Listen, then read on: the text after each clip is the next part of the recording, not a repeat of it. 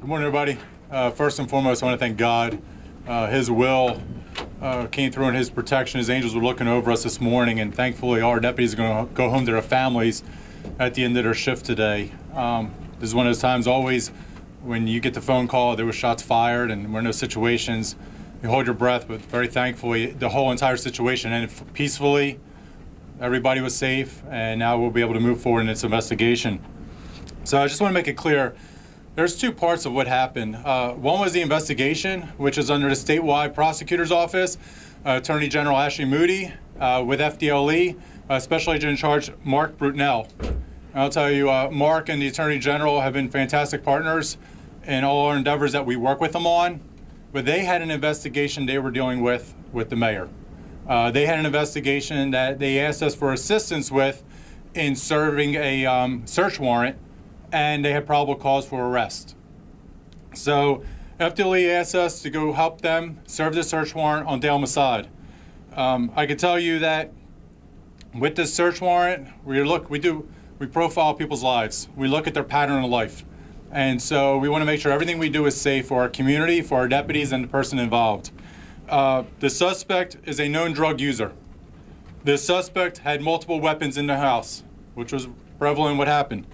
The suspect made statements he does not want to go back to jail. The suspect has a previous history of violence. That's who we were dealing with today. At 4:40 a.m., our SWAT team announced that it was the Pasco Sheriff's Office. Numerous neighbors heard them. Numerous neighbors came out of their house knowing the Pasco Sheriff's Office was outside. The people inside the house heard Pasco Sheriff's Office. Those are those type of things we announced. We made sure they knew we were there. The other part was, as we announced, the deputies can see Massad. The suspect had a gun in his hand. They ordered the suspect to drop his weapon. Suspect fired 2 rounds. He fired those rounds. Our deputies, I can't go into how proud I am. I can't go into how proud I am. They did an unbelievable job. Those deputies were professional. Their training kicked in, and they did a great job. If somebody's firing at us, we have every means and every right to fire back at them. At the same time, they did what they thought was appropriate at the time. They went back, they basically surrounded the house. They started making orders, telling them to come out.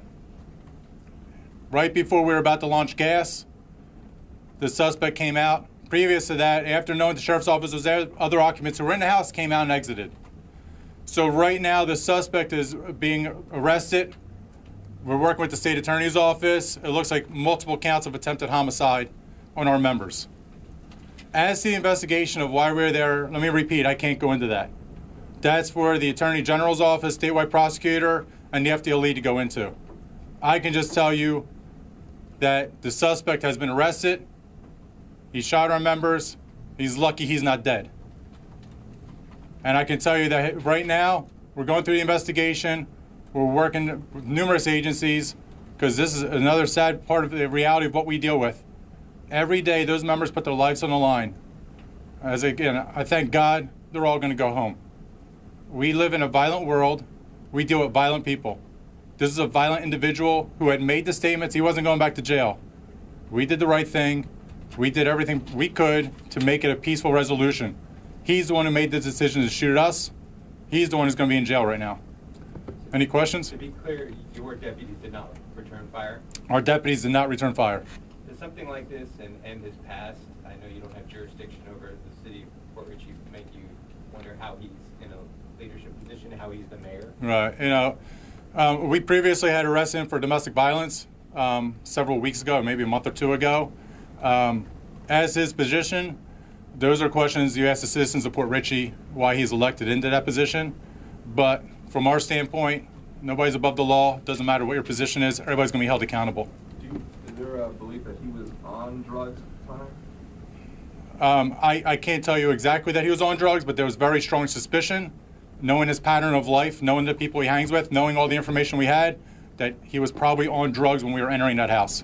And you seem to make it pretty clear, telling us that you announced and everyone knew that it was the sheriff's office. Is that because he claimed, maybe after the fact, he didn't know that it was law enforcement? Right, and that, make those claims. Yeah, and that's ironically, that's the claim of everybody. Every drug dealer house that we hit, Oh, I didn't realize it was the sheriff's office. Well, when you hear sheriff's office several times and you see us coming and we announce, yeah, it's us. We know that eventually, and we have body-worn cameras, and unfortunately I can't release at this time because it's part of the investigation. But we announce, we make those announcements. We know his pattern of life. We know he was up. So those are those type of things that, you know, everybody claims afterwards, oh, I didn't realize I was breaking the law. Oh, I didn't realize it was a sheriff's office. He shot rounds at us. When an individual makes a statement like, I'm not going back to jail, what does that typically lead you to believe? Yeah, when somebody says I'm not going back to jail, that means it's either going to be a shootout, they're either going to flee from us somehow, and so those are the type of things, you know, possibly suicide by cop. Those are the type of things that heighten the whole awareness. That's why we had so many of our SWAT teams out there, because we knew this is going to be a very dangerous situation, which it turned out to be. Was there a second person detained or arrested at the scene?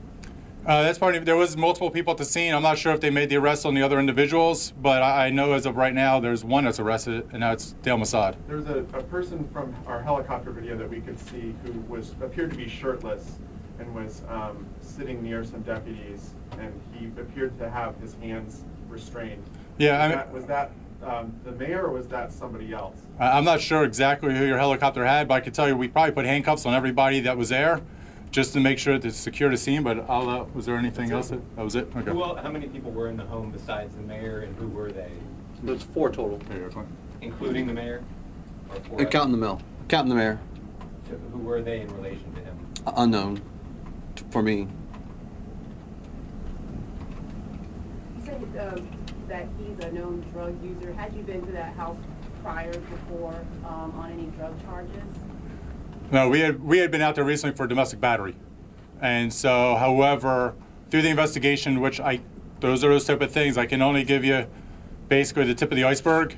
I'll let the Attorney General and FDLE give you the other 90%. That allows you to understand everything that happened and why they had the search warrant, what they had been investigating, because there's a lot more to the story. I could tell you, you know, knowing what I know, that part was definitely the bigger part, which we thought, and which the press and our citizens will definitely want to know, because it's absolutely intriguing that somebody in that position will be doing what he's doing. We never thought, well, we had hoped that it wouldn't be as violent as it was, but we were prepared for it, and it turned out to be. And so that's why I just want to make sure to come forward today, because if anybody shoots at our deputies, yes, we're going to come forward and explain why we were there and what happened. Where were the shots fired? Was this inside the house, just out front? He was inside the house. We were just outside the house. And you said 2 shots fired? 2 fired. What did the rounds hit, if anything? Thank God it wasn't our members. I don't know exactly where they hit, where they went through, but we know 2 were fired. Do we know what kind of gun he had? I'm not sure at this time. Did those shots exit the house then? Yeah, I'm not sure. I don't want to give you exact detail of where they landed. I just know 2 shots were fired. Bob, in general, I mean, this is, you know, an elected official. These are supposed to be held to a higher standard, and then you're hearing all this kind of stuff where it's just, I mean, it's hard to believe that we're talking about a mayor here, you know, not some, I don't know, guy in a drug dealer or something like that. Well, he was a drug dealer. Right. Yeah, I mean, I mean, he was a drug. He was drugs. He had drugs at his house. He was involved in the game. I mean, that's the thing. It's that. Unfortunately, when you go through people who have lived in Pasco County for numerous years and you mention his name, the reputation isn't the greatest. And so these are the type of things that, you know, I can imagine people are probably thinking to themselves, oh, it's about time, I can't believe it. Yep. Or, you know, actually, I'm sorry, they can believe it.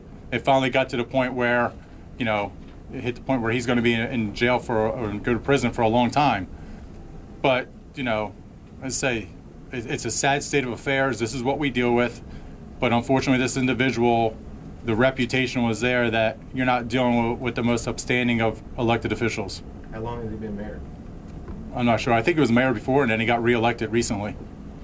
Have you ever been involved in talks about the city of Port Richey? I mean, they've had issues with other, you know, the police department and city manager of them being absorbed by the county. I mean, Yeah. How far along have those talks ever gone? Yeah, it approached at one point a while back, and they said, you know, they were talking about the sheriff's office, you know, coming in, and I said, we told them recently, saying, you know, if you're ever going to have those type of talks, it has to be in public setting. You know, we're not going to sit there. And I tell you, I'll be very clear. The Pasco Sheriff's Office has no intention of wanting to take over any city department within Pasco County. They're our partners. We work well together.